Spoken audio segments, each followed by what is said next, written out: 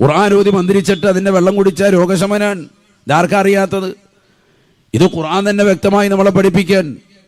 ഈ ഖുർആനെ എഴുതി തൂക്കി നെഞ്ചി കെട്ടിവെച്ചോ, എന്നാലും നിനക്ക് രോഗശമനാണ്. ഖുർആനുമായി ബന്ധപ്പെട്ട ജീവിതം നയിച്ചാൽ നിനക്ക് പരിപൂർണമായ സലാമത്താണ്. ഫാത്തിഹത്തുൽ കിതാബി ശിഫാഉം മിൻ കുല്ലി ദാഇൻ. ഫാത്തിഹ സൂറത്ത് എന്ന ഖുർആനിന്റെ പ്രഥമ സൂക്തം തന്നെ രോഗശമനത്തിനാണെന്ന് പരിശുദ്ധ തിരുനബി മുഹമ്മദ് റസൂലുള്ളാഹി സ്വല്ലല്ലാഹു അലൈഹി വസല്ലം. ഈ ഹദീസ് ഇമാം ബൈലാവി റളിയല്ലാഹു അൻഹു അൻവാറു തൻസീരി വ അസ്റാർ തഅവീൽ എന്ന തഫ്സീർ ബൈലാവിയുടെ ആമുഖത്തിൽ കൊണ്ടുവന്നിട്ടുള്ള ഹദീസാണ്.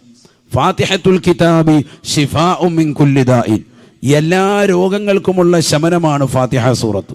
അപ്പോൾ ഫാത്തിഹ ഓതി മന്ത്രിച്ചാൽ തന്നെ ശമനാണ്. അതുകൊണ്ടാണല്ലോ വൈകിട്ട് ഉറങ്ങാൻ പോകുമ്പോൾ ഫാത്തിഹ ഒരു സൂറത്തുൽ ഇഖ്ലാസ് ഒരു 3 എണ്ണം, ഖുൽ ഹുവല്ലാഹു അഹദ്, ഖുൽ അഊദു ബിറബ്ബിൽ ഫലഖ് 1, നാസ് 1, ഒരു ആയത്തുൽ കുർസിയും കൂടെ ഓതിയാൽ ഏറ്റവും ബെറ്ററായി. കാരണം ആഴമോ ആയത്തിൽ ഖുർആനാണ്. ഖുർആൻ്റെ സൂക്തങ്ങളിൽ ഏറ്റവും വർണ്ണമായ ആയത്ത്, ശ്രേഷ്ഠമായ ആയത്ത് ഏതാണ്? ആയത്തുൽ കുർസിയാണ്. ഇതും കൂടെ ഓതിയിട്ട് കൈവെള്ളയിൽ ഊതുക. ഇഷ്ഫി, ഇഷ്ഫി എന്ന് പറഞ്ഞാൽ ഊതേണ്ടത്, ഫൂഫു അല്ല, ഇഷ്ഫി. അതാണ് ആ ഊത്തിൻ്റെ തന്നെ ശൈലി തന്നെ ഇസ്ലാം പഠിപ്പിക്കുന്നതാണ്. ഇഷ്ഫി, ഇഷ്ഫി എന്ന് പറയുമ്പോൾ ചെറിയൊരു കാറ്റും വരണം. ഇഷ്ഫി എന്ന് പറഞ്ഞാൽ എന്താ അതിനർത്ഥം? നീ ഷിഫിയാക്കുന്നതാണ്. എന്നിട്ട് ആ കൈവെള്ളയിലേക്ക് ഊതിയിട്ട് തല മുതൽ ഇങ്ങനെ തടവുക, 2 കൈയും തടവുക, നെഞ്ചും തടവുക, കാല് വരെ തടവുക. അങ്ങനെയൊന്നും കടന്നുറങ്ങി നോക്കിയേ, ഒരു കുഴപ്പമുണ്ടാവില്ല. സുഖമായിട്ട് നല്ല സുഖനിദ്രയായിരിക്കും. ഇത് രാത്രിയിൽ അങ്ങോട്ട് ഇടയ്ക്ക് അങ്ങോട്ട് ഇങ്ങോട്ട് മാറി കിബില തന്നെ അങ്ങോട്ടും ഇങ്ങോട്ടൊക്കെ കടന്നിട്ട് ഒരു കാര്യമില്ല, ഉറക്കം കറക്റ്റാകുന്നില്ല.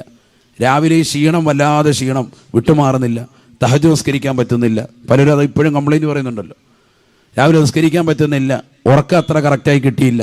മറ്റേതൊരു 4-5 മണിക്കൂർ ഉറങ്ങിയ റാഹത്തായിട്ട് വിശ്രമമായി മാറും. നല്ലത് ഒളുവെടുത്തതിന് ശേഷം കിടക്ക നല്ലതുപോലെ വിരിക്കണം.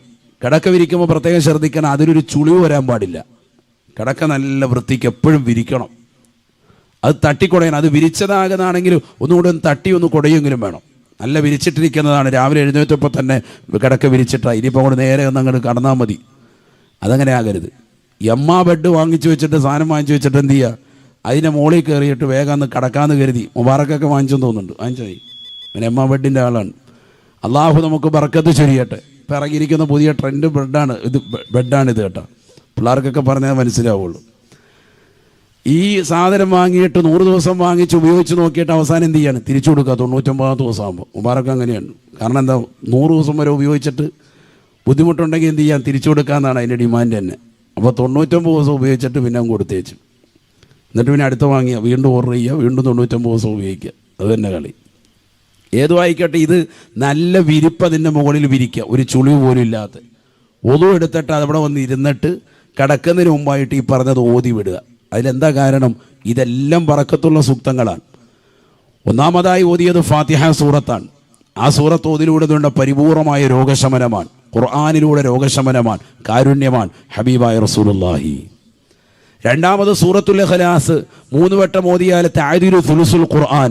1 വട്ടം ഓതിയാൽ തന്നെ ഖുർആനിൻ്റെ 3/4. 3 വട്ടം ഓതിയാലോ ഖുർആൻ 30 ജുസ്ഉ ഓതിയതിൻ്റെ പ്രതിഫലമാണ്. പിന്നെ ഓതിയത് മുഅവ്വിദത്തൈനിയാണ്. നബി സല്ലല്ലാഹു അലൈഹി വസല്ലമ തങ്ങൾ ഖുൽ അഊദു ബിറബ്ബിൽ ഫലഖും നാസും, ഈ 2 സൂക്തങ്ങൾ അവതരിക്കുന്നതിന് മുമ്പ് നബി തങ്ങൾ പലപ്പോഴും പല വിഷയങ്ങൾ പറഞ്ഞിട്ട് അറബിയിൽ മന്ത്രിച്ചൂതും. പക്ഷേ ഈ 2 സൂക്തങ്ങൾ അവതരിച്ചതിന് ശേഷം മരണം വരെയും നബി സല്ലല്ലാഹു അലൈഹി വസല്ലമ തങ്ങൾ ഈ 2 സൂറത്ത് കൊണ്ട് മന്ത്രിച്ചിരുന്നു. സഹിഹായ ഹദീസാണ്. അവസാന സക്കറാത്തിന്റെ ഹാലിൽ ആയിഷ ബീബി റളിയല്ലാഹു അൻഹയുടെ ചാരത്ത് നിലകൊള്ളുമ്പോൾ ഫല്ലാഹി ഇന്നലിൽ മൗതി ലസക്കറാത്ത്, അള്ളാഹുവിനെ തന്നെയാണ് സത്യം, മരണത്തിന് വല്ലാത്ത വേദനയുണ്ട് ആയിഷ എന്ന് പറഞ്ഞ് തൊട്ടടുത്തിരിക്കുന്ന തോൽപാത്രത്തിലെ കൈയിട്ടിട്ട് അതിലെ വെള്ളം കൊണ്ട് പ്രവാചകർ സല്ലല്ലാഹു അലൈഹി വസല്ലമ തങ്ങൾ തടവുകയാണ്. ഈ സമയത്ത് ആയിഷ ഉമ്മ റളിയല്ലാഹു അൻഹ പറയുന്നു, ഞാൻ പ്രവാചകർ സല്ലല്ലാഹു അലൈഹി വസല്ലമ തങ്ങൾക്ക് വളരെ ബുദ്ധിമുട്ടുള്ള ആ സക്കറാത്തിന്റെ വേളയിൽ ഞാൻ പ്രവാചകർക്ക് മന്ത്രിച്ചു കൊടുത്തു സൂറത്തുൽ ഫലഖും നാസും ഓതി, ഖുൽ അഊദു ബിറബ്ബിൽ ഫലഖും ഖുൽ അഊദു ബിറബ്ബിൻ നാസും ഓതി. സക്കറാത്തിന്റെ ഹാലിൽ നബി തങ്ങൾക്ക് ഓതി മന്ത്രിച്ച് നബിയുടെ കയ്യിൽ ഞാൻ ഊതിക്കൊടുത്തു. ആ കൈ കൊണ്ട്, നബിയുടെ ശറഫാക്കപ്പെട്ട കൈ കൊണ്ട് നബിയുടെ ശരീരത്തിൽ തടവി കൊടുത്തു. അപ്പൊ സക്കറാത്തിന്റെ ഹാലിൽ പോലും, മരണവേദന പോലും ശമിപ്പിക്കാൻ ഹേതുവാണ് ഈ 2 സൂക്തങ്ങൾ. അള്ളാഹു തൗഫീഖ് തരട്ടെ. നമുക്കൊക്കെ ഇതറിയാം. പക്ഷെ ഇതൊക്കെ നിസാരവൽക്കരിക്കാൻ, ഇതൊക്കെ ഓതി കടക്കാൻ പറഞ്ഞാൽ നമ്മൾ മൈൻഡ് ചെയ്യൂല. മൊബൈലും ഇങ്ങനെ നോക്കി നല്ല കുറച്ച് നേരം ഇരിക്കും, റാഹത്തായിട്ടങ്ങ് ചെരിയും. അള്ളാഹു നമ്മളെ കാക്കട്ടെ. ചെവിയിലേക്ക് 2 ഹെഡ്സെറ്റും വെച്ചിരിക്കാൻ. ഈ ഹെഡ്സെറ്റും വെച്ച് 24 മണിക്കൂർ ഒരേ ഇരിപ്പാണ്. രാവിലെ സ്കൂളിലേക്ക് പോകുമ്പോഴും ഇത് തന്നെ, ബസ്സിൽ പോകുമ്പോഴും ഇത് തന്നെ, ട്രെയിനിൽ പോകുമ്പോഴും ഇത് തന്നെ, വീട്ടിൽ വത്താലും ഇത് തന്നെ, ഉറങ്ങാവുന്ന നേരത്തും ഇത് തന്നെ. എന്നാ ഈ ഖുർആനെന്ന് കേട്ടിരുന്നാലും എത്ര ബറക്കത്താണ്. അല്ലാഹു തൗഫീഖ് നൽകട്ടെ.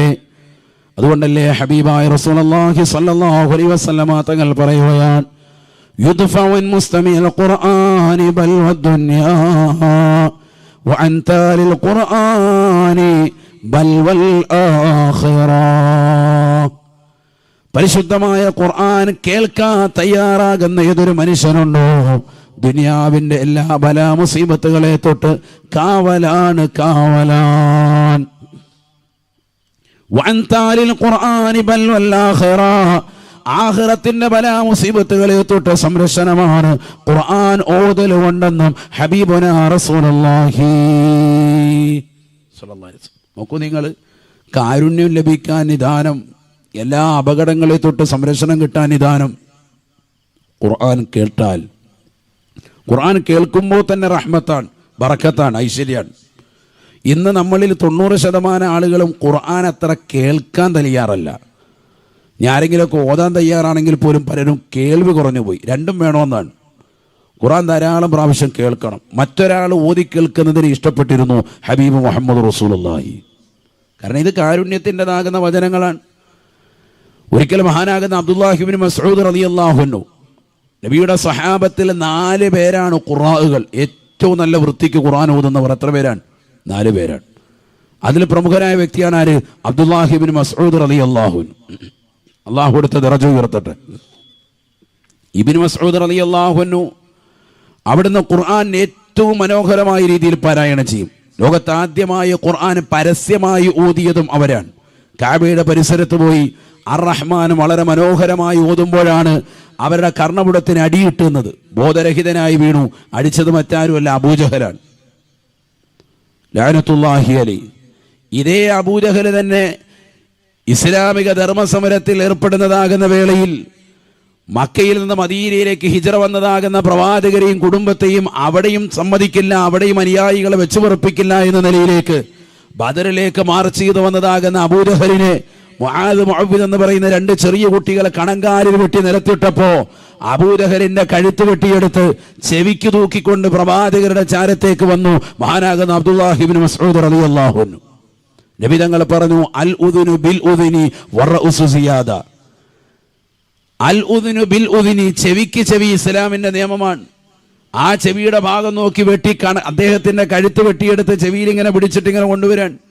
ഒരു കാലഘട്ടത്തിൽ പരിശുദ്ധമായ ഖുർആൻ പരസ്യമായ കഅബയുടെ പരിസരത്ത് വെച്ച് ഓതിയപ്പോ ഇബ്നു മസ്ഊദെ, നിന്റെ കർണപുടം അടിച്ച് നിന്റെ കർണപുടത്തിലൂടെ രക്തം ഒലിപ്പിച്ച് നിന്നെ ബോധം കെടുത്തി വിട്ടതാകുന്ന അബൂജഹലിന്റെ ചെവിക്ക് ചെവി തല അധികമാണെന്ന് ഹബീബ് മുഹമ്മദ് മുസ്തഫ സല്ലല്ലാഹു അലൈഹി വസല്ലം. ചരിത്രമാണിതൊക്കെ. നിൽക്കട്ടെ, അത് മറ്റൊരു വസ്തുതയാണ്. ഖുർആൻ ആദ്യമായി പരസ്യമായി ഉറക്കോതിയ വ്യക്തിയാണ് ആര്? അബ്ദുല്ലാഹി ഇബ്നു മസ്ഊദ് റളിയല്ലാഹു അൻഹു. നല്ല ഖിറാഅത്താണ്, നല്ല ഖാരിയാണ്. നമ്മൾ ഖാരി എന്ന പേര് പറയുന്ന ആളുകൾക്കൊക്കെ അവർക്ക് വേണ്ടി എപ്പോഴും ഫാത്തിഹ ഓതിയാൽ അതിൻ്റെ മദതുണ്ടാകും. അള്ളാഹു തൗഫീഖ് നൽകട്ടെ. മഹാനാകുന്ന അബ്ദുല്ലാഹി ഇബ്നു മസ്ഊദ് റളിയല്ലാഹു അൻഹു അവിടുന്ന് നല്ല ഖാരി ആയതുകൊണ്ട് തന്നെ നബി സല്ലല്ലാഹു അലൈഹി വസല്ലം തങ്ങൾ അദ്ദേഹത്തോട് പറഞ്ഞു, നീ എനിക്ക് വേണ്ടി ഖുർആൻ അല്പം ഓതി തരണം. ഇബ്നു മസ്ഊദ് റളിയല്ലാഹു അൻഹു പറഞ്ഞു, നബിയെ, തങ്ങൾക്കല്ലേ ഖുർആൻ അവതരിക്കപ്പെട്ടത്. ഇബ്നു മസ്ഊദ് റളിയല്ലാഹു അൻഹുവിനോട് നബി സല്ലല്ലാഹു അലൈഹി വസല്ലം തങ്ങൾ പറഞ്ഞു, എനിക്കാണ് ഇറക്കിയതെങ്കിലും ഞാനല്ലാത്ത മറ്റൊരാളിൽ നിന്ന് ഓതി കേൾക്കുന്നതിന് ഇഷ്ടം വെക്കുന്നു എന്ന് ഹബീബ് മുഹമ്മദ് റസൂലുള്ളാഹി. കാരണം നബിതങ്ങൾ തന്നെ പഠിപ്പിച്ചതാണ്, യുദ്ഫഉൻ മുസ്തമിഅൽ ഖുർആനി ബൽ വദ്ദുനിയ. ദുനിയാവിൻ്റെ എല്ലാ ബലാ മുസീബത്തുകളും ഒഴിഞ്ഞു പോകണമെങ്കിൽ ഖുർആൻ നല്ലതുപോലെ കേൾക്കണം, നല്ലതുപോലെ കേൾക്കണം. പഴയ കാലമല്ലല്ലോ, ഇന്നിപ്പോൾ എത്ര കാര്യങ്ങളാണ്, എത്ര മനോഹരമായ ഓത്തുകളാണ് യൂട്യൂബിലൂടെ നമുക്ക് ലഭിക്കും. ഗൂഗിൾ സെർച്ച് ചെയ്താൽ ലഭിക്കും. അതിൽ തന്നെ പ്രത്യേക ആപ്പുകളുണ്ട്. ഇതൊക്കെ ഡൗൺലോഡ് ചെയ്ത് വെച്ചിട്ട് ഖുർആൻ ഇങ്ങനെ കേൾക്കുക. യാത്രയിൽ മറ്റൊന്നും വേണ്ട, ഖുർആൻ ഇങ്ങനെ കേൾക്കുക. അത് തന്നെ ഖൈർ. അള്ളാഹു തൗഫീഖ് തരട്ടെ. അപ്പം തന്നെ ഹൃദയം നന്നാവും, ഹൃദയത്തിൽ ആത്മീയതയുണ്ടാവും, ഹൃദയത്തിൻ്റെ കടുകട്ടി കുറയും. ഇന്ന് നമുക്ക് ഒരാളെയും സഹായിക്കാൻ തോന്നില്ല. എന്താ കാരണം? നമ്മളിങ്ങനെ വണ്ടി ഓടിച്ചു പോകുന്നു, ഒരാൾ വെളിയിൽ നിന്ന് ഹെൽപ്പ് ഹെൽപ്പ് എന്നൊക്കെ പറഞ്ഞ് കൈയും കാലിട്ടടിച്ചാലും റോഡിൽ ആക്സിഡൻറ്റ് പെട്ട് കിടക്കുന്നവനെ ഇങ്ങനെ നോക്കിയിട്ട് സമയമില്ല, വേഗം ചവിട്ടി വിട്ടോടാന്ന് ഇപ്പുറത്തിരിക്കുന്ന വാപ്പാനെ പറയാണ്, വേഗം വണ്ടി വിട്ടേക്കാം, എന്നാൽ വള്ളിയാവും, നമ്മുടെ വണ്ടിയിലോട്ട് പിടിച്ച് കയറ്റുമെന്ന് പറയും. അതായത് നടന്നുകൊണ്ടിരിക്കുന്നു. ആണോ അല്ലയോ? രക്തത്തിൽ കുളിച്ചു നിൽക്കുന്ന ആളാണ്. പക്ഷെ അയാളെ ഒന്ന് സഹായിക്കാനുള്ള മനസ്കൃതി പോലും ഇന്ന് നമ്മുടെ ഹൃദയത്തിലില്ല. എന്താ കാരണം? ഹൃദയം കടുകട്ടിയായി. കാരണം വണ്ടിയിലിട്ടിരിക്കുന്ന നല്ല DJ പാട്ടാണ്, പാലാപ്പള്ളിയും കേട്ടോണ്ടാ പോകുന്നത്. പിന്നെ എങ്ങനെ നന്നാവും? അള്ളാഹു നമ്മളെ കാക്കുമാറാവട്ടെ. ഈ DJ പാട്ട് കേട്ടുകുന്നതാകുന്ന രക്ഷിതാക്കൾക്ക് മക്കൾക്ക് പിന്നെ എങ്ങനെ ആത്മീയത? ഒരു പുതിയ വീട് വെച്ചാൽ, ഒരു പുതിയ വീടില്ല, വാഹനം വാങ്ങിയാൽ ഇവിടെ എല്ലാം DJ സെറ്റുകൾ കൊണ്ടുവന്ന് ആദ്യമായിട്ട് ആർമാദിക്കുന്നത് സിനിമാ പാട്ടാണ്. ആണോ അല്ലേ? നിങ്ങൾ തന്നെ പറയും. അതുകൊണ്ട് എന്തായി? അതിൻ്റെതായ ഭവിഷ്യത്ത് പറ്റി. വീടുകൾ ഉദ്ഘാടിക്കപ്പെടുന്നത് പരിശുദ്ധമായ ഖുർആൻ ഓതിക്കൊണ്ടാവണം. ഒരു 30 പേരെ വിളിച്ചിരുത്തിയിട്ട് ഖുർആൻ ഇങ്ങനെ റാഹത്തായിട്ട് ഓരോരുത്തരും ഓരോ ജുസ് വെച്ച് ഇങ്ങനെ ഓദിക്കുക. കുടുംബക്കാരെല്ലാവരും ഓരോ ഖുർആൻ്റെ 30 ഓരോ 7 വീതം വാങ്ങാൻ കിട്ടുമല്ലോ. വീട് ഇത്രയും കോടി മുടക്കി വെക്കാമെങ്കിൽ 10-60 ലക്ഷത്തിൻ്റെയും 50 ലക്ഷത്തിൻ്റെയും വീട് വെക്കാമെങ്കിൽ 1000 രൂപ എടുത്തിട്ട് റാഹത്തായിട്ട് നല്ലൊരു മുസാഫ് ഇതേപോലെ ഒന്ന് ഏടുകളായിട്ട് വാങ്ങിച്ചുകൂടെ? അത് വാങ്ങൂല. എന്നിട്ട് ഓരോരുത്തരുടെയും കയ്യിൽ ഓരോ 7 വീതം കൊടുത്തിട്ട് ഒരു ഹത്തുമങ്ങ് തീർക്കുക. 1 മണിക്കൂർ എടുത്തോട്ടെ, വിഷയമില്ല. രാവിലെ സുബഹിക്ക് ശേഷം എല്ലാവരും അങ്ങനെ ഇരുന്നിട്ട് ഒരു ഹത്തും ഓതുക. അള്ളാഹു തൗഫീഖ് തരട്ടെ. അതിലെന്ത് ഖൈറാൻ? അതിന് നല്ല സാലിഹീങ്ങളെ വീട്ടിലേക്ക് ക്ഷണിച്ചുകൊണ്ട് വരിക. വീട്ടിൽ ബറക്കത്തുണ്ടാവും. മദീന പള്ളിയുടേതാകുന്ന 6-ാം നമ്പർ ഗേറ്റ് ഇന്നിപ്പോൾ 365 ആ ഗേറ്റിൻ്റെതാകുന്ന ഭാഗത്തുകൂടി അല്പം കൂടി മുന്നോട്ട് പോയാൽ ഇത്ബാൻ ബിൻ മാലിക് റളിയല്ലാഹുവിൻ്റെ ഒരു പള്ളിയുണ്ട്. ഏതാണ് ഇത്ബാൻ മാലിക് റളിയല്ലാഹുവിൻ്റെ പള്ളി? അദ്ദേഹത്തിൻ്റെ വീടുണ്ടായിരുന്ന സ്ഥലമാണ്. അദ്ദേഹം നബി സല്ലല്ലാഹു അലൈഹി വസല്ലമ തങ്ങളുടെ അടുക്കൽ വന്നിട്ട് പറഞ്ഞു, നബിയെ, എനിക്ക് വളരെ ആരോഗ്യപരമായി പ്രശ്നമുണ്ട്, പള്ളിയിലേക്കൊക്കെ വരൽ ബുദ്ധിമുട്ടാണ്. തങ്ങൾ എൻ്റെ വീട്ടിൽ വന്നൊന്ന് നമസ്കരിച്ച് തരണം. തങ്ങൾ എനിക്കൊരു നിസ്കരിക്കാനൊരു സ്ഥലം തഈൻ ചെയ്ത് തരണം, അടയാളപ്പെടുത്തി തരണം. അങ്ങനെ ഹദീസിലുണ്ട്, ഒരു ളുഹയുടെ സമയം നബി സല്ലല്ലാഹു അലൈഹി വസല്ലമ തങ്ങൾ വീട്ടിലെത്തി. എവിടെയാണ് നിസ്കരിക്കേണ്ടത് ചോദിക്കുകയാണ്. കയറിയാൽ ഉടനെ അയാൾ വീട് കാണിച്ചു കൊടുത്തതാ, ഇവിടെ നിസ്കരിച്ചു കൊള്ളാം. അങ്ങനെ നബി സല്ലല്ലാഹു അലൈഹി വസല്ലമ തങ്ങൾ അദ്ദേഹത്തിന് വേണ്ടി അവിടെ ചെന്ന് 2 റക്അത്ത് സുന്നത്ത് നമസ്കരിച്ചു കൊടുത്തു. ഇതാണ് വീടുകളിൽ ചെന്നുകൊണ്ട് മഹത്തുക്കളെ കൊണ്ടുവരികയും അവരെ കൊണ്ട് പ്രാർത്ഥന നടത്തുകയും ചെയ്യണം എന്നുള്ള അഹ്ലുസുന്നയുടെ അടിസ്ഥാനമായ തെളിവ് ഈ ഹദീസാണ്. സാലിഹീങ്ങളെ നമ്മുടെ വീട്ടിൽ കൊണ്ടുവരണം. നബി സല്ലല്ലാഹു അലൈഹി വസല്ലമ തങ്ങളെ കൊണ്ടുവന്ന് ആ വീട്ടിൽ ബറക്കത്താക്കി. നബി തങ്ങൾ 2 റക്അത്ത് സുന്നത്ത് നമസ്കരിച്ച് ദുആ ചെയ്തു കൊടുത്തു. അതൊരു ളുഹയുടെ സമമായിരുന്നു എന്ന് ഹദീസിൽ പ്രത്യേകമുണ്ട്. പലപ്പോഴും നമ്മുടെ നാട്ടിലെ ഒരു ആദത്ത് സുബഹി നമസ്കാരം നിർവഹിക്കുക എന്നുള്ളതാണ്. അത് യഥാർത്ഥത്തിൽ അത്ര നല്ലതല്ല.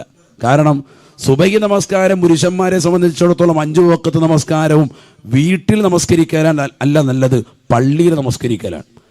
അപ്പോൾ വീട്ടിലേക്ക് രാവിലെ നമ്മൾ 1 വഖത്തിൽ കയറുന്നു, സുന്നത്ത് 2 റക്അത്ത് അവിടെ നിസ്കരിച്ചതിന് ശേഷം തൊട്ടടുത്തുള്ളതാകുന്ന പള്ളിയിലേക്ക് പുരുഷന്മാർ ജമാഅത്തിന് പോട്ടെ. സുന്നത്ത് വീട്ടിൽ നമസ്കരിക്കുക, അത് അനുവദനീയാണ്. അപ്പോൾ ആ സുബഹിയുടെ സുന്നത്ത് അവിടെ നമസ്കരിച്ച് ഉദ്ഘാടിച്ചു. ഇനി സ്ത്രീകൾ ആ വീട്ടിൽ എന്ത് ചെയ്തോട്ടെ? നമസ്കാരം നിർവഹിക്കട്ടെ. വേഗം പുരുഷന്മാരെ എങ്ങോട്ട് പോട്ടെ? തൊട്ടടുത്തുള്ള പള്ളിയിലേക്ക് ജമാഅത്തായി നമസ്കാരത്തിന് പോട്ടെ. എന്നിട്ട് ആ നമസ്കാരത്തിന് ശേഷം തിരിച്ചു വന്നിട്ട് മൗലിദോ, നേരത്തെ നമ്മൾ പറഞ്ഞിട്ടുള്ളതുപോലെ ഖുർആൻ ഒരു ഖത്മ് തീർക്കുന്ന ഒരു ചടങ്ങ്, അങ്ങനെ ഒരു ചടങ്ങ് വെച്ച് അവസാനം അത് ശേഷം ഒരു ദുആ ചെയ്താൽ എല്ലാവിധ ബറക്കത്തും ഉണ്ടാവും. അള്ളാഹു തൗഫീഖ് തരട്ടെ. പക്ഷെ നമ്മുടെ നാട്ടിലൊരു ആദത്ത് എങ്ങനെയാണ്? സുബഹിക്ക് എല്ലാവരും നേരത്തെ വരിക, ഒരു മുസാഫ് ഇങ്ങനെ ഉമ്മമാർ നെഞ്ചത്ത് പിടിച്ചുകൊണ്ട് വരിക, ആ മുസാഫ് അവിടെ കൊണ്ട് വെക്കും. ഇലാ യൗമുൽ ഖിയാമ ആ മുസാഫ് പിന്നെ ഓതലും ഉണ്ടാവില്ല. അള്ളാഹു നമ്മളെ കാക്കുമാറാവട്ടെ. അകത്തോട്ട് ഇങ്ങനെ മുസാഫ് പിടിച്ചുകൊണ്ട് പോകാനൊക്കെ വലിയ സംഭവമാണ്. ഏതും ആയിക്കോട്ടെ, ഇങ്ങനെ കൊണ്ടുവരുന്നതാകുന്ന ഒരു ആചാരം അതാദ്യം തന്നെ നല്ലതാണ്. മുസാഫാണ് അങ്ങോട്ട് കൊണ്ടുപോകേണ്ടതും. പക്ഷെ ഇതവിടെ കൊണ്ടുവന്ന് ഷെൽഫി വെക്കൽ മാത്രമല്ല, ഇതെടുത്ത് ഓതാൻ തുടങ്ങുക എന്നുള്ളതാണ് ബർക്കത്ത്. നബി സല്ലല്ലാഹു അലൈഹി വസല്ലം തങ്ങൾ പറഞ്ഞു, ശൈത്താൻ എല്ലാ ഭാഗത്തിലൂടെയും സഞ്ചരിക്കും. ഇന്ന ശൈത്വാന യജ്രി മജ്റദ്ദമി, രക്തം സഞ്ചരിക്കുന്നതാകുന്ന സിരകളിലൂടെ എല്ലാ ഭാഗങ്ങളിലൂടെയും ആര് പോകും? പിശാച് സഞ്ചരിക്കും. ഈ പിശാചിനെ വീട്ടിൽ നിന്ന് തുരത്താൻ, ശരീരത്തിൽ നിന്ന് തുരത്താൻ, നമ്മുടേതാകുന്ന വീടിൻ്റെ അകത്തലങ്ങളിൽ ഇല്ലാതാക്കാൻ ഒറ്റ മാർഗ്ഗമുള്ളൂ, ഖുർആൻ ഓത്താണ്. കാരണം എന്താ? ഖുർആൻ ഓതുമ്പോൾ മലായിക്കത്തുകൾ വരും, മലക്കുകളുടെ കാരുണ്യം ചൊരിയും, മലക്കുകളുടെ അടുത്ത് പിശാച് ഒഴിവാകും, ഉറപ്പാണത്. അതുകൊണ്ട് തന്നെ ബഹുമാനപ്പെട്ടതാകുന്ന മുത്തുനബി സല്ലല്ലാഹു അലൈഹി വസല്ലം തങ്ങൾ പഠിപ്പിച്ചു, സൂറത്തുൽ ബഖറ നിങ്ങൾ ഓതണം. വല്ലദീ യഖറഉ സൂറത്തുൽ ബഖറ ലാ യദ്ഖുലു ഫീഹി ശൈത്വാനുൻ. ഒരു വീട്ടിൽ പരിശുദ്ധമായ ഖുർആനിലെ സൂറത്തുൽ ബഖറ പരിപൂർണമായി പാരായണം ചെയ്താൽ ആ വീട്ടിൽ പിശാച് പ്രവേശിക്കില്ല. ഹബീബ് മുഹമ്മദ് മുസ്തഫ. വേണേ ഒന്ന് പരീക്ഷിച്ചു നോക്ക്. നിങ്ങളിങ്ങനെ ഓതിക്കൊണ്ടിരിക്കുമ്പോൾ തന്നെ അതാ ഇറങ്ങിപ്പോകുന്നു ഭർത്താവ്. അപ്പോഴേ മനസ്സിലാക്കണം 1-ാം നമ്പർ പോയി. യാ അല്ലാ, ഞാൻ അടുത്ത് നോക്കിയാൽ മതി. ഖുർആൻ ഓതിയാൽ ആ വീട്ടിലെന്തുണ്ടാവൂല? പിശാചുണ്ടാവൂല. അള്ളാഹു തൗഫീഖ് തരട്ടെ. ഓതി നോക്ക്. അപ്പോൾ അൽ-ബഖറ സൂറത്ത് അത് ഓതിയാൽ പിശാച് മാറും. അത് വലിയ സൂറത്തായി പോയല്ലോ, ഇച്ചിരി കൂടുതലുണ്ടല്ലോ ഉസ്താദ്, അതുകൊണ്ട് ഓതാനൊരു മടി അത് കേൾക്കുമ്പോൾ തന്നെ. അപ്പോൾ പിശാച് വീട്ടിലുണ്ടാവും. പിശാചിനെ ഇറക്കണോ? ഇത് ഓതണം. അള്ളാഹു തൗഫീഖ് തരട്ടെ. നമ്മളല്ലാതെ മറ്റ് ചികിത്സകളൊക്കെ നടത്തുന്നുണ്ട്, പക്ഷെ ഖുർആനികമായൊരു ചികിത്സ നടത്തുന്നില്ല. കാരണം ഈ ഖുർആൻ എന്താണ്? ഓതിയാൽ ബറക്കത്താണ്, റഹ്മത്താണ്. അള്ളാഹു തൗഫീഖ് നസീബാക്കട്ടെ. ഞാൻ നീട്ടുന്നില്ല. പറയാനാണെങ്കിൽ ഖുർആനുമായി ബന്ധപ്പെട്ടത് ഡസൻ കണക്കിന് ഹദീസുകളും ആയത്തുകളുണ്ട്. അള്ളാഹു നമ്മളെ സാലിഹീങ്ങളെ ചേർക്കുമാറാവട്ടെ. അപ്പോൾ ആ രീതിയിൽ ആത്മീയമാകുന്ന ഒരു ശൈലി നമ്മുടെ വീട്ടിലേക്ക് എത്തണമെങ്കിൽ ഖുർആൻ ഓതണം. ഖുർആൻ നല്ലതുപോലെ ഓതിയാൽ ആ വീട്ടിൽ പിശാച് ഉണ്ടാവില്ല എന്ന് ഹബീബായ റസൂലുള്ളാഹി. കാരണം എന്തുകൊണ്ട്? വനുനസ്സിലു മിനൽ ഖുർആനി മാ ഹുവ ശിഫാഉൻ വറഹ്മത്തുൽ ലിൽ മുഅ്മിനീൻ. എല്ലാവർക്കും പരിപൂർണമായ രോഗശമനവും കാരുണ്യവും ലഭിക്കാൻ നിദാനമാണ് ഈ ഖുർആൻ. അള്ളാഹു അത് ഓതാനും അത് ധാരാളം പ്രാവശ്യം കേട്ടിരിക്കാനും അള്ളാഹു തൗഫീഖ് തരട്ടെ. അബ്ദുല്ലാഹി ഇബ്നു മസ്ഊദ് റളിയല്ലാഹു അൻഹു ഓതിക്കൊടുത്തു. സൂറത്തുൻ നിസായിലെ 41-ാമത്തെ ആയത്തെത്തിയപ്പോൾ നോക്കുമ്പോൾ നബിതങ്ങൾ ഇരുന്ന് അങ്ങനെ കരയുകയാണ്. ഫകൈഫ ഇദാ ജിഅനാ മിൻ കുല്ലി ഉമ്മത്തിൻ ബിശഹീദിൻ വജിഅനാ ബിക അലാ ഹഉലാഇ ഷഹീദാ. ഈ ആയത്തെത്തിയപ്പോൾ നബിതങ്ങളിലേക്ക് നോക്കുമ്പോൾ നബിതങ്ങൾ കണ്ണുനീരൊഴുക്കി കണ്ടു കരയുകയാണ്. കാരണം അതിൻ്റെ അർത്ഥം അങ്ങനെയാണ്. ഫകൈഫ ഇദാ ജിഅനാ മിൻ കുല്ലി ഉമ്മത്തിൻ ബിശഹീദിൻ, ഓരോ സമുദായത്തെയും നയിച്ചുകൊണ്ട് ആ സമുദായത്തിന് നേതൃത്വങ്ങളായി പ്രവാചകന്മാർ നേതൃത്വം വഹിച്ചുകൊണ്ട് കടന്നു വരുമ്പോൾ തങ്ങളുടേതാകുന്ന സമുദായത്തെയും വഹിച്ചുകൊണ്ട് തങ്ങൾ നാളെ മഹ്ശറിലേക്ക് വരുന്ന രംഗമൊന്ന് ഓർത്തു നോക്കണേ എന്ന അർത്ഥം വരുന്ന സൂറത്തുൻ നിസായിലെ ഈ ആയത്തെത്താണ്. അതുവരെ എങ്ങനെ നബിതങ്ങൾ കേട്ടിരിക്കുന്നു. ഈ ആയത്തെത്തിയപ്പോൾ നബിതങ്ങൾ വല്ലാതെ വിങ്ങിപ്പൊട്ടി കരയുന്നത് ഞാൻ കണ്ടു എന്ന് മഹാനാകുന്ന അബ്ദുല്ലാഹി ഇബ്നു മസ്ഊദ് റളിയല്ലാഹു അൻഹു. മഹ്ശറെ ഓർത്തിട്ട് കരയാൻ നമുക്ക് അങ്ങനെ ഒരു കരച്ചിലുണ്ടായിട്ടുണ്ടോ? ഇന്ന് വരെ ഖുർആൻ ഓതിയിട്ട് കരഞ്ഞിട്ടുണ്ടോ? ഖുർആൻ്റെ അർത്ഥതലങ്ങൾ എന്തെങ്കിലും ഒന്ന് ചിന്തിച്ചിട്ടുണ്ടോ? ചെറിയ സൂറത്തൊക്കെ നമ്മൾ ഡെയിലി ഓതുന്നവരുണ്ട്. ഈ സൂറത്തുകളുടെ അർത്ഥങ്ങൾ പോലും നമ്മൾ പഠിക്കുന്നില്ല, മനസ്സിലാക്കുന്നില്ല. ഖുർആൻ ഓതി കരഞ്ഞിരുന്ന ആളുകളാണ് മുൻഗാമികൾ. അള്ളാഹു തൗഫീഖ് തരട്ടെ. മലബാറിൽ പ്രമുഖനായൊരു ഉസ്താദുണ്ട്. ഇന്ന് ജീവിച്ചിരിക്കുന്നതാകുന്ന തെക്ക് വടക്കുള്ളതാകുന്ന പണ്ഡിതന്മാരുടെയൊക്കെ വലിയ ഉസ്താദുൽ അസാത്തീദ്. അള്ളാഹു എടുത്ത ദറജ ഉയർത്തുമാറാവട്ടെ. മരണപ്പെട്ടുപോയ അദ്ദേഹം ഒതുക്കുങ്ങൽ ഉസ്താദ് എന്നറിയപ്പെടുന്നതാകുന്ന ബഹുമാനപ്പെട്ടതാകുന്ന ഒക്കെ ഉസ്താദ് സൈനുദ്ദീൻ ഉസ്താദ്. അള്ളാഹു എടുത്ത ദറജ ഉയർത്തുമാറാവട്ടെ. ഖുർആൻ രാത്രിയിൽ ഓതി ഓതി ഓതി ഓതി കരഞ്ഞിരുന്ന മഹാനാണ്. നമ്മുടെ മന്നാനിയിലെ ഉസ്താദ് ബഹുമാനപ്പെട്ടതാകുന്ന ശംസുദ്ദീൻ ഉസ്താദിൻ്റെ ഒക്കെ ഉസ്താദാണ്. എൻ്റെ ഉസ്താദ് മന്നപ്പറ്റ ഹംസ ഉസ്താദിൻ്റെയൊക്കെ ഉസ്താദാണ്. അള്ളാഹുവർക്കൊക്കെ തൗഫീഖ് നസീബാക്കട്ടെ. നമ്മുടെ ഉസ്താദുമാർക്കെല്ലാം അള്ളാഹു ആഫിയത്തോടെ അനുഗ്രഹിക്കട്ടെ. ഖുർആൻ ഇങ്ങനെ ഓതുകയാണ് രാത്രിയിൽ. കുട്ടികൾ പറയുന്നത്, മുത്തഅല്ലിമീങ്ങളൊക്കെ പറയുന്നത് തന്നെ അന്ന് ആ കാലഘട്ടത്തിൽ ഉസ്താദിൻ്റെ അടുത്ത് ഓതിപ്പടിച്ചതാകുന്ന ഉലമാക്കൾ പറയുന്നത് രാത്രി 12 മണി കഴിയും ഉസ്താദ് ഉറങ്ങുമ്പോൾ. അങ്ങനെ ഉറങ്ങിയ ഉസ്താദിൻ്റെ കരച്ചിൽ കേട്ടിട്ട് 3 മണിക്ക് കുട്ടികൾ എഴുന്നേൽക്കാണ്. കുട്ടികളെ കാണിക്കാനുള്ള കരച്ചിലല്ല, 3 മണിക്ക് എഴുന്നേറ്റ് തഹജ്ജുദ് നമസ്കരിച്ചിട്ട് അങ്ങനെ ഇരുന്ന് ഖുർആൻ ഓതിയിട്ട് കരയുകയാണ്. ഇത് കേട്ടിട്ട് ഈ കരയുന്ന കരച്ചിൽ കേട്ടിട്ടാണ് കുട്ടികൾ എഴുന്നേക്കുന്നത്. അത്രമേൽ കരയുകയാണ്. അതൊന്നും 500 കൊല്ലം മുമ്പ് ജീവിച്ചു പോയതാകുന്ന സൂഫികളെ കുറിച്ചല്ല ഈ പറയുന്നത്. ഈ അടുത്ത് മരണപ്പെട്ടു പോയ മഹത്തുക്കൾ. അള്ളാഹു എടുക്ക ദറജ ഉയർത്തുമാറാവട്ടെ. ഞാനതാ പറയുന്നത്, നമ്മൾ ഖുർആനുമായിട്ട് എന്ത് ബന്ധം? നമ്മുടെ ഹൃദയത്തിൽ കാരുണ്യമില്ല. ഒരാളെ സഹായിക്കാൻ നമ്മൾ തയ്യാറല്ല. അയൽവാസിയാകുന്ന ഒരാൾ പട്ടിണി കിടക്കുന്നുണ്ട്, നമുക്ക് ഉറപ്പായാൽ തന്നെ അവനത് വേണമെന്ന് പറയുന്ന അവസ്ഥയിലേക്ക് നമ്മുടെ ഹൃദയം കടുകട്ടിയായിപ്പോയി. നമ്മുടെ തൊട്ട അയൽവക്കത്തുള്ള ഒരു മനുഷ്യൻ ക്യാൻസർ വന്ന് രോഗിയായി അയാൾ അങ്ങേയറ്റം അവശനാകുമ്പോഴാണ് ചേർന്ന് ഒരേ മതിൽമേൽ നിലകൊള്ളുന്നത് നമ്മൾ അറിയുന്നത് അയാൾക്ക് ഇത്ര നാളും ക്യാൻസർ ആയിരുന്നു എന്ന്. അപ്പം അന്വേഷിച്ചപ്പോൾ എന്താ, 1 കൊല്ലമായിട്ട് അയാൾ RCC ചികിത്സയിലാണ്. നമ്മുടെ അയൽവക്ക ബന്ധം ഇതാണ്. അള്ളാഹു നമ്മളെ കാക്കുമാറാവട്ടെ.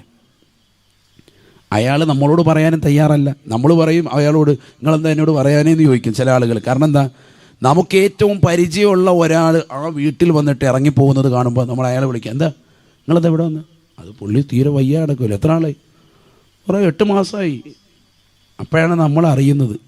അപ്പോൾ നമ്മൾ ഇയാളെ കാണുമ്പോൾ ഇയാളോട് ഒരു വിദ്വേഷം പോലെ, നിങ്ങളെന്താ എന്നോട് പറയാത്ത? ഇയാൾ പറയൂല. കാരണം അയാൾ അസുഖക്കാരനാണെന്ന് അറിഞ്ഞാൽ ഏറ്റവും കൂടുതൽ സന്തോഷിക്കുന്ന അയൽവാസിയാണ് നീ എന്ന് അയാൾക്കറിയാം. അങ്ങനത്തെ കടുകട്ടി ഹൃദയമുള്ള ആളാണ് നീ, പരിപരുത്ത ഹൃദയമുള്ള ആളാണ് നീ. അതുകൊണ്ടാണ് നിന്നോട് പറയാത്തത്. നേരെ മറിച്ച് നീ നല്ല ദീനി ആത്മീയ ചൈതന്യത്തിൽ നിലകൊള്ളുന്നവനാണെങ്കിൽ നിന്നോടായിരിക്കും ആദ്യം പറയുക, നിന്നോട് ആദ്യം പറയും. എത്ര ആളുകൾ അങ്ങനെ പങ്കുവെക്കുന്നവരുണ്ട്, രഹസ്യമായിട്ട് വിവരങ്ങൾ പങ്കുവെക്കുന്നവരുണ്ട്. കാരണം എന്താ? ഈ ആത്മീയതയുള്ള ദീനുള്ള ഖുർആനുമായി ബന്ധപ്പെടുന്നതാകുന്ന മനുഷ്യൻ്റെ ഹൃദയത്തിൽ കാരുണ്യമുണ്ടാകും. അയാൾ അള്ളാഹുമായിട്ട് അല്പം കൂടി ബന്ധമുണ്ടാകും. അതുകൊണ്ട് തന്നെ അദ്ദേഹത്തോട് പറഞ്ഞാൽ എന്തെങ്കിലും ഒരു പ്രാർത്ഥന കൊണ്ട് രക്ഷ കിട്ടുമെന്ന് കരുതിയിട്ട് വേറെ ആരോടും പങ്കുവെച്ചില്ലെങ്കിലും, ഒരു ബന്ധുക്കളോടും അയൽവക്കത്തോടും നാട്ടുകാരോടും പങ്കുവെച്ചില്ലെങ്കിലും നല്ല ദീനി ചൈതന്യമുള്ള വ്യക്തികളോട് പറയും, എനിക്കിതുപോലെ അസുഖമാണ്, ക്യാൻസർ ആണെന്നാണ് പറയുന്നത്, ഇന്നലെ ബയോപ്സി ടെസ്റ്റ് വന്നിട്ടുണ്ടായിരുന്നു, അതിൻ്റെ ടെസ്റ്റിൽ വിവരം വന്നത് ഇങ്ങനെയാണ്, നിങ്ങൾ പ്രത്യേകം ഒന്ന് ദ്വാരക്കണം എന്ന് നമ്മളോട് ഉറപ്പായിട്ടും പറഞ്ഞിട്ടുണ്ടാവും. ഇത് പറയാത്ത എന്തുകൊണ്ടാണ്? നമ്മൾ ആ ഒരു നിലവാരത്തിലേക്ക് എത്തിയിട്ടില്ല. അള്ളാഹു നമ്മളെ കാക്കുമാറാവട്ടെ, അള്ളാഹു നമ്മളെ സാലിഹീങ്ങളെ ചേർക്കട്ടെ. അപ്പം നമ്മുടെ ഹൃദയം വിശാലമാകണമെങ്കിൽ, ആത്മീയമായൊരു വിശാലത നമുക്ക് വരണമെങ്കിൽ, കാരുണ്യം നമ്മുടെ ഹൃദയത്തിലേക്ക് എത്തണമെങ്കിൽ ഖുർആനുമായി ബന്ധം ഒന്നാമതായി വരണം. അതാണ് മർമ്മപ്രധാനം, അതാണ് ഖുർആൻ പഠിപ്പിക്കുന്നത്. അപ്പോൾ 3 കാര്യങ്ങൾ പഠിച്ചു. ഒന്ന്, അള്ളാഹുവാണ് കാരുണ്യവാൻ. അതുപോലെ തന്നെ പ്രവാചകർ സല്ലല്ലാഹു അലൈഹി വസല്ലമ തങ്ങൾ ഈ ലോകത്തിൻ്റെ നെറുകയിലേക്ക് അള്ളാഹു ദഅവത്തിൻ്റെ മേഖലയിലേക്ക് നിയോഗിച്ചു. ആ പ്രവാചകൻ കാരുണ്യത്തിൻ്റെ തിരുതുതരൻ. ആ പ്രവാചകർക്ക് നൽകപ്പെട്ടതാകുന്ന പരിശുദ്ധമായ ഖുർആനോ ലോകത്ത് മുഴുവനും കാരുണ്യം നൽകാൻ വേണ്ടി നൽകപ്പെട്ടതായ ഖുർആനാണ്. ആ ഖുർആനിൽ അടക്കം ചെയ്തിരിക്കുന്നത് കാരുണ്യമാണ്. അള്ളാഹു തൗഫീഖ് നൽകട്ടെ. ഇനി 4ാമത്തെ പഠനം, ഇതോടുകൂടി പഠനം അവസാനിക്കുകയാണ്. ഈ ഖുർആനിൽ എന്താണ് ചർച്ച ചെയ്തിട്ടുള്ളത്? ഈ ഖുർആനിൽ ഏറ്റവും കൂടുതൽ കരുണ ചൊരിഞ്ഞിട്ടുള്ളത് ആരോട്? അതാണ് നമ്മുടെ ചർച്ച. ഇനി അള്ളാഹു ആരാണെന്ന് പഠിച്ചു, പ്രവാചകൻ ആരാണെന്ന് പഠിച്ചു, ഖുർആൻ എന്താണെന്ന് പഠിച്ചു. ഈ ഖുർആനിൽ ഏറ്റവും കൂടുതൽ കരുണ ചൊരിഞ്ഞിട്ടുള്ളത് ആരോട്? അത് പഠിക്കണ്ടേ? അള്ളാഹു തൗഫീഖ് നസീബാക്കട്ടെ. ഖുർആനിൽ ഏറ്റവും കൂടുതൽ കരുണ ചൊരിഞ്ഞിട്ടുള്ളത് രോഗികളോടാണ്. ശരിക്കും മനസ്സിലാക്കണം. അള്ളാഹു തൗഫീഖ് നൽകട്ടെ. ആ രോഗികൾക്ക് വേണ്ടി നിലകൊള്ളുന്ന സംഘടനയാണ് നമ്മുടെ സംഘടന. അതുകൊണ്ടാണ് ഈ ട്രസ്റ്റിൻ്റെ വിഷയത്തിൽ ഇത്രയും സംസാരിച്ചത്. അള്ളാഹു തൗഫീഖ് നസീബാക്കുമാറാവട്ടെ. എന്തിനാണ് ഇപ്പം ഇങ്ങനൊരു ട്രസ്റ്റ് എന്ന് ചിന്തിക്കുന്നവരുണ്ടാകും. ഇത് മറ്റൊന്നുമല്ല, ഇത് സാധുക്കളായ ആളുകൾ, 2 കിഡ്നിയും ട്രബിളിലായിട്ട് ഡയാലിസിസ് വിധേയരാകുന്ന സാധുക്കളായ ആളുകൾക്ക് പരിപൂർണമായി അവരുടേതാകുന്ന രോഗശമനത്തിന് ഉപകരിക്കുന്നതാണല്ലോ, ഒരു മാറ്റം വരുത്തുന്നതാണല്ലോ ഡയാലിസിസ് എന്ന് പറയുന്ന പ്രക്രിയ. അതടക്കമുള്ളതാകുന്ന കാര്യങ്ങൾ നടത്തിക്കൊണ്ട് സാധുക്കളെ സഹായിച്ചുകൊണ്ട് രോഗികൾക്ക് ആശ്വാസം പകർന്നുകൊണ്ട് നിലകൊള്ളുന്ന മഹനീയമായ ട്രസ്റ്റാണ് നമ്മുടേത്. അതുകൊണ്ടാണ് ഇതിൽ ബഹുനിരാകുന്ന പണ്ഡിത നേതൃത്വങ്ങളൊക്കെ ഇതിൽ പരിപൂർണമായി ഭാഗമാക്കായത്. ഞാൻ മനസ്സിലാക്കുന്നു ഷമീം ഉസ്താദ് ഇതിലുണ്ട്. അതുപോലെ തന്നെ പ്രിയപ്പെട്ടതാകുന്ന ഇലവുമാലം ശംസുദ്ദീൻ മദാനി പ്രിയ സുഹൃത്താണ്, അദ്ദേഹം ഇതിൻ്റെ സെക്രട്ടറിയായി നിലകൊള്ളുന്നു. ആലിമീങ്ങളുടെ ആശീർവാദത്തോടുകൂടി ബഹുമാനപ്പെട്ടതാകുന്ന നമ്മുടെ നാട്ടുകാരൻ താജുദ്ദീൻ സാഹിബ് ഇതിന് നേതൃത്വം കൊടുക്കാൻ കാരണം അതാണ്. അള്ളാഹു ഇത് കബൂൽ ചെയ്ത് അനുഗ്രഹിക്കട്ടെ. കാരണം ഇതാണ് ദീൻ. പരിശുദ്ധമായ ഇസ്ലാം ലോകത്ത് വിഭാവനം ചെയ്യുന്നത് കാരുണ്യമാണെന്നുള്ള തിരിച്ചറിവ്, ഖുർആനിലൂടെയുള്ള ഈ തിരിച്ചറിവ് ജനങ്ങളിലേക്ക് എത്തിച്ചു കൊടുക്കാൻ കരുണാമയനായ അള്ളാഹു, കാരുണ്യവാനാകുന്ന പ്രവാചകർ സല്ലല്ലാഹു അലൈഹി വസല്ലമ തങ്ങൾ മുഖേന കരുണ ലോകത്തിന് വിഭാവനം ചെയ്യുന്ന പരിശുദ്ധമായ ഖുർആനിലൂടെ ഏറ്റവും കൂടുതൽ കരുണ ചൊരിഞ്ഞിട്ടുള്ളത് സൃഷ്ടികളിൽ രോഗികളോടാണ്. വെറുതെ തള്ളുകയാണ് ഉസ്താദ് എന്ന് കരുതരുത്.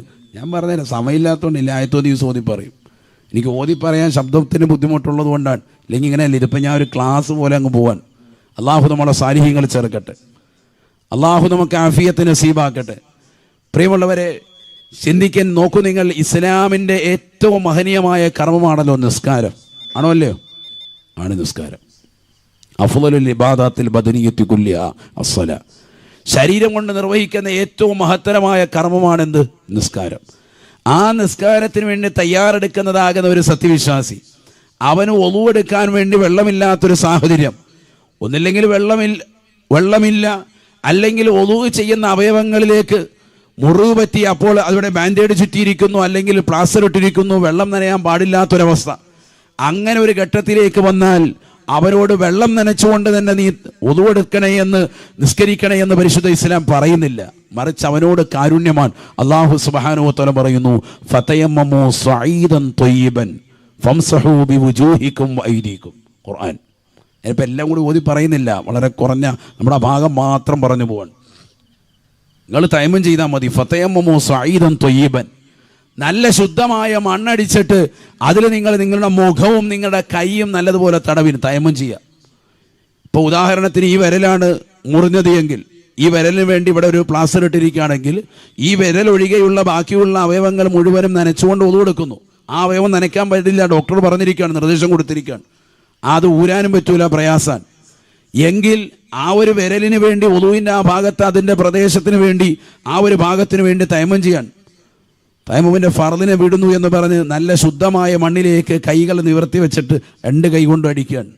അടിച്ചിട്ട് ജസ്റ്റ് ഒന്ന് കുടയുന്നു, മുഖം തടവുന്നു, വീണ്ടും ഒന്ന് അടിക്കുന്നു, ഒന്നെടുത്തതിന് ശേഷമാണ് കേട്ടാ, വീണ്ടും ഒന്ന് അടിക്കുന്നു, വീണ്ടും ഒന്ന് തടവുന്നു, വലത് കൈക്കടിയിൽ ഇടത് കൈ ഇങ്ങനെ വെച്ചുകൊണ്ട് ഇതാണ് തൈമം ചെയ്യുന്നതിൻ്റെ രീതി. ഇങ്ങനെ കൊണ്ടുവന്ന് തള്ളവരിലൂടെ ഇങ്ങനെ തെറ്റിക്കുകയാണ്. വീണ്ടും വലത്തെ കൈ കൊണ്ടുവന്ന് ഇടത് കൈയുടെ അടിയിൽ വെച്ചിട്ട് ഇങ്ങനെ കൊണ്ടുവന്ന് തൈമം ചെയ്തു വിടുക. ഇതാ തൈമം. ഞാൻ കാണിക്കുന്നത് എന്താണെന്ന് പറയാൻ ചിലർക്കിത് അറിയില്ല. പണ്ട് കാലത്തെന്തോ മദ്രസയിൽ പഠിച്ചാണ്. നമ്മളിപ്പോൾ എന്ത് ചെയ്യുന്നത്, ഇവിടെ ഒരു ബാൻഡേഡോ അല്ലെങ്കിൽ എന്തെങ്കിലും ചുറ്റിക്കഴിഞ്ഞാൽ അത് ഉണങ്ങിയിട്ട് നിസ്കരിക്കുക. അതുപോലെ നിൽക്കാനും പോട്ടെ, വലിയ ഹലാസ്, അതാണിപ്പോൾ ചെയ്തുകൊണ്ടിരിക്കുന്നത്. അല്ലാഹുമ്മ കാക്കുമാറാവട്ടെ. കാര്യത്തിൻ്റെ കാര്യത്തിൽ തീരുമാനമായി. ഇത് ഈ 2 പ്രക്രിയയിലൂടെ തയമം പൂർത്തിയായി. പ്രത്യേകം ശ്രദ്ധിക്കണം, അള്ളാഹു തൗഫീക്ക് തരട്ടെ. കാലിലോട്ടിട്ടടിക്കലോ ഒന്നും വേണ്ട. ഉളൂവിൻ്റെ ബാക്കിയുള്ള അവയവങ്ങളൊക്കെ കറക്റ്റാക്കി ആ ഒരു അവയവം ഒഴിച്ച് ആ ഒരു അവയവത്തിന് വേണ്ടി തെയ്യാണ് തയമ്മം. വെള്ളമില്ലാത്തൊരു സാഹചര്യം, മരുഭൂമിയിൽ പെട്ടുപോയി, വെള്ളമില്ല, നിസ്കരിക്കാൻ സമയമായി, വേഗം തന്നെ തയമ്മം ചെയ്ത് നിസ്കരിച്ചോളി. അള്ളാഹു തൗഫീക്ക് നസീബാക്കട്ടെ. അവിടെയൊന്നും അവരോട് നിർബന്ധം ചെലുത്തുന്നില്ല. നിന്റെ കൈവിരലുകൾ അങ്ങനെയായി അതൊന്നും പറഞ്ഞിട്ട് കാര്യമില്ല. അള്ളാഹു സുബ്ഹാനഹു വ തആല കണിശത വെക്കുന്നില്ല. വെള്ളം നനച്ച് തന്നെ നിസ്കരിക്കണം എന്ന് പറയുന്നില്ല. രോഗിയല്ലേ, അതുകൊണ്ട് നിനക്ക് ഈ ഇളവ്, നീ തയമ്മും ചെയ്ത് നിസ്കരിച്ചാൽ മതി. മണ്ണ് ഉപയോഗിച്ചുകൊണ്ട് നിൻ്റെതാകുന്ന അവയവത്തെ നീ ശുദ്ധീകരിച്ചോ. പരിശുദ്ധ ഇസ്ലാമിൻ്റെ നിയമം. അള്ളാഹു മനസ്സിലാക്കാൻ തൗഫീഖ് തരട്ടെ. ഇയാൾ നിസ്കരിക്കാൻ വേണ്ടി നിൽക്കുന്നു. മഹാനാകുന്ന ഇമ്രാൻ ബിൻ ഹുസൈൻ റളിയല്ലാഹു അൻഹു അരിശസിൻ്റെ അസുഖമുള്ള വ്യക്തിയാണ്, സഹാബിയാണ്. അദ്ദേഹം വന്നിട്ട് നബിയുടെ അടുത്തേക്ക് വന്നിട്ട് നബിയുടെ അടുത്ത് പരാതി പറഞ്ഞു, നബിയെ, എനിക്ക് ഇന്നതുപോലെ അസുഖമുണ്ട്, എനിക്ക് നമസ്കരിക്കാൻ വളരെ ബുദ്ധിമുട്ടാണ്, നിന്ന് നമസ്കരിക്കുമ്പോഴൊക്കെ വളരെ പ്രയാസാൻ. നബി സല്ലല്ലാഹു അലൈഹി വസല്ലം തങ്ങൾ അദ്ദേഹത്തോട് പറഞ്ഞു, നിനക്ക് പറ്റുന്നെങ്കിൽ നീ നിന്ന് നമസ്കരിക്കാൻ. ഫഇല്ലം തസ്തതി ഫബിഖായിദ, നിനക്ക് നിന്ന് നമസ്കരിക്കാൻ പറ്റുന്നില്ലെങ്കിൽ ഇരുന്ന് നമസ്കരിച്ചോ. ഫഇല്ലം തസ്തതി, നിനക്ക് അങ്ങനെയും പറ്റുന്നില്ല, ഇരുന്ന് നമസ്കരിക്കാൻ പറ്റുന്നില്ലേ, എങ്കിൽ ഫഅല ജംബിൻ, ഒരു പാർശ്വത്തിന്മേൽ കടന്ന് നമസ്കരിക്കും, ഖിബിലയ്ക്ക് അഭിമുഖമായിട്ട് തിരിഞ്ഞ് അങ്ങനെ നമസ്കരിക്കും. അതിനും പറ്റുന്നില്ലേ, നിൻ്റെതാകുന്ന മുതുക് ചെറുതായിട്ടൊന്ന് വളച്ചഥവാ നടുവ് ഇന്ന് ചെറുതായിട്ട് റെഡിയാക്കി കിബിലയിലേക്ക് തലവെച്ചുകൊണ്ട് നീ ആ നിലയിൽ നമസ്കരിക്കും. കാല് കിബിലയ്ക്ക്, എന്നിട്ട് തലയിപ്പുറത്ത്, നമ്മുടെ ഭാഷയിൽ പറഞ്ഞാൽ കിഴക്ക് തലയും കാല് നേരെ പടിഞ്ഞാറ് ഭാഗത്തും, എന്നിട്ട് തല അല്പം ഒന്ന് ഉയർത്തി വെച്ചിട്ട് അങ്ങനെ നീ നമസ്കരിക്കും. അതിനും പറ്റുന്നില്ലെങ്കിൽ നിന്റെ ശരീരത്തിൻ്റെ അവയവങ്ങൾ കൊണ്ട് പറ്റുന്ന രീതിക്ക് നമസ്കാരം നിർവഹിക്കും. അതിനും സാധിക്കുന്നില്ലെങ്കിൽ കൺപോളകൾ ചലിപ്പിച്ചിട്ടെങ്കിലും നമസ്കാരം നിർവഹിക്കും. രോഗിക്ക് ആ രോഗത്തിനനുസരിച്ച് ഇളവുകൾ കൊടുത്തോണ്ടേയിരിക്കാൻ. നിൽക്കാൻ പറ്റുന്നില്ലേ, എന്നാൽ ഇരിക്കും. അതിന് പറ്റുന്നില്ല, അതൊന്നും പറയാൻ പറ്റുന്നില്ല, എങ്ങനെയെങ്കിലും നിസ്കരിക്കണം. അല്ല, കടന്ന് നിസ്കരിച്ചോ, എന്നെ കൊണ്ട് പറ്റുന്ന രീതിക്ക്. ഇളവാണ് ഖുർആൻ. ഇതൊക്കെ ഇളവ് കൊടുക്കുക. ദീനെന്ന് പറഞ്ഞാൽ അതാണ്. അള്ളാഹു തൗഫീഖ് തരട്ടെ, അള്ളാഹു തൗഫീഖ് നൽകട്ടെ. അവ കരുണാമയനെന്ന് വെറുതെ പറച്ചിലല്ല. അള്ളാഹു ഏറ്റവും കൂടുതൽ കരുണ ചൊരിയുന്നത് വിശ്വാസികളിൽ പ്രിയപ്പെട്ടതാകുന്ന സഹോദരങ്ങളെ, രോഗികൾക്ക് അള്ളാഹു സുബ്ഹാനഹു വ തആല കരുണ ചൊരിഞ്ഞു കൊടുക്കുകയാണ്. നമ്മളിത് പഠിക്കുന്ന പാടാണ്. മാത്രമല്ല, നിസ്കരിക്കാൻ വേണ്ടി നിലകൊള്ളുന്ന ഈ സത്യവിശ്വാസി അവൻ്റെ നമസ്കാരങ്ങൾ അവൻ പറ്റുന്നതുപോലെ നമസ്കരിക്കുക. ഇത് കഴിഞ്ഞു, ഇനി അടുത്ത ഇസ്ലാമിൻ്റെ മറ്റൊരു നിയമത്തിലേക്ക് പോകാം, സക്കാത്ത്. ഈ സക്കാത്ത് ഒഴിച്ചുള്ള ബാക്കിയുള്ള എല്ലാ കർമ്മങ്ങളിലും അള്ളാഹു സുബ്ഹാനഹു വ തആല ഇളവ് കൊടുത്തിട്ടുണ്ട് രോഗികൾക്ക്. അതെന്താ സക്കാത്തിൽ ഇളവ് കൊടുക്കാത്ത? സക്കാത്ത് എന്ന് പറഞ്ഞാൽ രോഗിയായതുകൊണ്ട് അവൻ പ്രത്യേകം ഒന്നും ചെയ്യാനൊന്നുമില്ല. അവൻ്റെ സമ്പത്തിൽ നിന്ന് വർഷാവർഷം കൃത്യമായിട്ട് കണക്കെടുത്ത് സാധുക്കളാകുന്ന സൃഷ്ടികളിൽപ്പെട്ടതാകുന്ന ആളുകൾ, അതിൽ തന്നെ രോഗികളുണ്ട്, അശറരായ ആളുകളുണ്ട്, സാധുക്കളായ ആളുകളുണ്ട്, സ്ത്രീ വിഭാഗമുണ്ട്, പുരുഷന്മാരിൽപ്പെട്ടവരുണ്ട്, പൊതുവിശ്വാസികളുണ്ട്, പലവിധ രോഗങ്ങൾ കൊണ്ട് കടക്കണിയിൽ കുടുങ്ങിപ്പോയ സാധുക്കളുണ്ട്. അങ്ങനെ സക്കാത്തിൻ്റെ വിഹിതത്തിൽപ്പെട്ട സാധുക്കൾക്ക് നീ കൊടുക്കേണ്ട സമ്പത്ത് അത് സൃഷ്ടികൾക്ക് കൊടുക്കേണ്ടതാണ്. സൃഷ്ടികൾക്ക് കൊടുക്കേണ്ട വിഷയത്തിൽ മാത്രം അള്ളാഹു രോഗികൾക്ക് ഇളവ് കൊടുത്തിട്ടില്ല സക്കാത്തിൻ്റെ വിഷയത്തിൽ. ബാക്കി സൃഷ്ടാവിന് നൽകേണ്ട എല്ലാത്തിനും അള്ളാഹു ഇളവ് നൽകിയിരിക്കുകയാണ്. നിങ്ങൾ നോക്ക്, ഞാൻ വെറുതെ പറയല്ല, ഹജ്ജ് എടുത്ത് പരിശോധിച്ച് നോക്കും. എന്താ ഹജ്ജിന് പറഞ്ഞത്? വഅതിമ്മുൽ ഹജ്ജ വൽ ഉംറത ലില്ലാഹ്. فإن حصرتم فما استيسر من الهدي ولا تحلقوا رؤوسكم حتى يبلغ الهدي محله فمن كان منكم مريضا أو به أذى من رأسه ففدية من صيام أو صدقة أو نسك. ഖുർആൻ.